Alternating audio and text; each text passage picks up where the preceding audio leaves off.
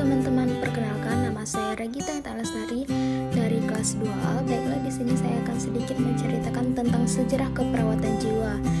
Yang pertama yaitu ada zaman purba. Zaman purba menjadi titik awal kesehatan mental awal manusia yang mulai mendapatkan perhatian.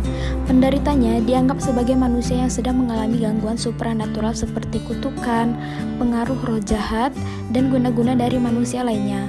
Penanganannya tak lain juga dilakukan dengan metode serupa. Jika penderita tidak mampu keluar dari gangguan tersebut, ia akan dibunuh atau dibiarkan sehingga lambat laun penderita akan meninggal dunia. Yang kedua adalah sejarah kesehatan mental peradaban awal manusia. Zaman semakin berkembang, begitu pula peradaban manusia saat memasuki 5000 Masehi hingga 500 Masehi. Meski penderita masih terkadang dianggap memiliki gangguan supranatural, namun mulai bermunculan berbagai teknik penyembuhan. Hal itu yakni seperti pengobatan dari tukang sihir, munculnya upacara dan persembahan. Ilmu kedokteran yang berkembang di dataran Mesir, Persia, Cina, India, hingga Yunani juga mulai berperan penting. Hippocrates pada awal 460 Masehi menjelaskan gangguan mental tak lain berasal dari sebab natural. Hal ini menyebabkan penderitanya harus menjalani serangkaian kegiatan seperti diet, mandi, dan sebagainya. Galenus yang juga merupakan seorang ilmuwan mulai meyakini jika gangguan tersebut dapat diakibatkan dari emosi manusia, sehingga timbullah berbagai gangguan jiwa. Selanjutnya yaitu sejarah kesehatan mental abad pertengahan. Namun, perkembangan kesehatan mental pada abad pertengahan justru mengalami kemunduran bersamaan dengan ilmu pengetahuan lainnya. Zaman yang disebut dengan abad gelap ini menganggap jika penderita kesehatan mental harus disembuhkan dengan mantra serta jimat. Doktrin demonologi atau kekuatan setan berkembang kembali hingga membuat peradaban kembali meyakini penderita gangguan jiwa sedang menerima hukuman dari Tuhan. Penderitanya pun kembali mendapatkan perlakuan buruk dan tanpa pengobatan. Penderita justru akan dihukum, disiksa, diusir, bahkan dijual kepada orang yang memiliki kekuasaan. Selanjutnya yaitu sejarah kesehatan mental abad ke-8. Menginjak abad ke-8, sejarah kesehatan mental kembali berkembang secara positif. Ajaran berbagai agama dan kepercayaan mulai meningkat, termasuk pandangan manusia terhadap kesehatan mental dan penderita gangguannya. Salah satunya yakni agama Islam yang mulai memunculkan teori psikiatri dan pengobatan bagi penderita gangguan jiwa.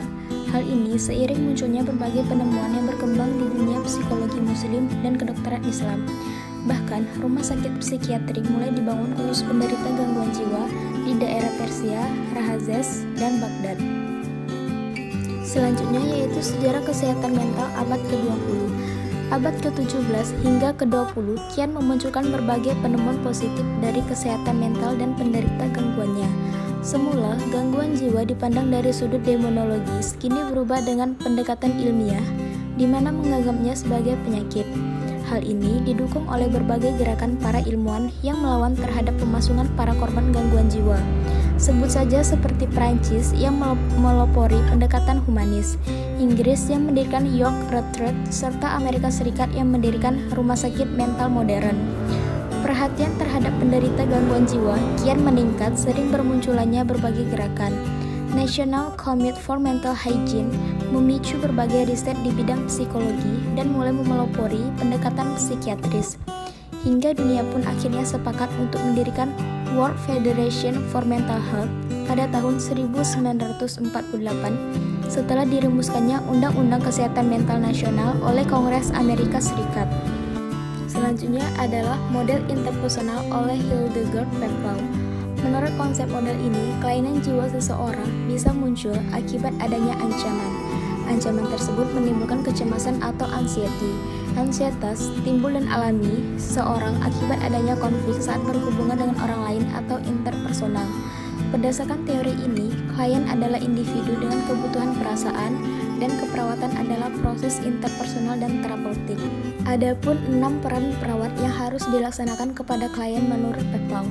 Yang pertama yaitu sebagai orang asing atau role of the stranger.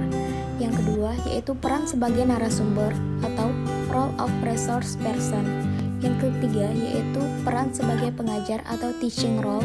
Yang keempat adalah peran sebagai kepemimpinan atau leadership role. Yang kelima yaitu peran sebagai wali atau surrogate role. Yang keenam yaitu peran sebagai penasihat atau counseling role. Adapun permasalahan yang mengakibatkan gangguan interpersonal menurut Peplau yaitu ansietas berat yang disebabkan oleh kesulitan mengintegrasikan pengalaman interpersonal yang lalu dengan yang sekarang. Ansietas terjadi apabila komunikasi dengan orang lain mengancam keamanan psikologik dan biologik individu. Dalam permasalahan interpersonal, seorang individu akan menampakkan perilaku. Di antaranya, individu merasa tersaingi, merasa kecemasan yang berlebihan, senang menyendiri, dan enggan membicarakan permasalahan yang dialaminya. Selanjutnya ada peran perawat dalam melakukan terapi. Yang pertama yaitu sari ansietis atau berupaya melakukan sharing mengenai apa-apa yang dirasakan klien, apa yang biasa dicemaskan oleh klien saat berhubungan dengan orang lain. Yang kedua yaitu terapis use empathy and relationship, yaitu perawat berupaya bersikap empati dan turut merasakan apa yang dirasakan oleh klien. Yang ketiga yaitu perawat memberikan respon verbal yang mendorong rasa aman klien dalam berhubungan dengan orang lain. Adapun terapi penyelesaian masalah kejiwaan interpersonal yaitu yang pertama adalah feeling security, yaitu terapi yang berupa membangun rasa aman pada klien. Perawat sebisa mungkin dalam terapi ini membuat klien merasa aman. Yang kedua yaitu trusting relationship and interpersonal satisfaction, yaitu terapi yang menjalin hubungan yang saling percaya akan membina kepuasan dalam bergaul dengan orang lain sehingga klien merasa berharga dan dihormati. Selanjutnya ada tahapan interpersonal menurut Peplau. Yang pertama yaitu fase orientasi, yaitu perawat dan klien melakukan kontra awal untuk membangun kepercayaan dalam proses pengumpulan data pasien. Yang kedua yaitu ada fase identifikasi. Pada fase ini, klien memberikan respon atau mengidentifikasi persoalan yang ia hadapi. Yang ketiga yaitu fase eksploitasi. Fase ini, perawat dituntut untuk menguasai keterampilan berkomunikasi secara terapeutik. Yang keempat yaitu fase resolusi. Pada fase resolusi, tujuan bersama perawat dan klien sudah menjadi pada tahap akhir. Itu saja penyampaian sedikit materi dari saya. Sekian dan terima kasih.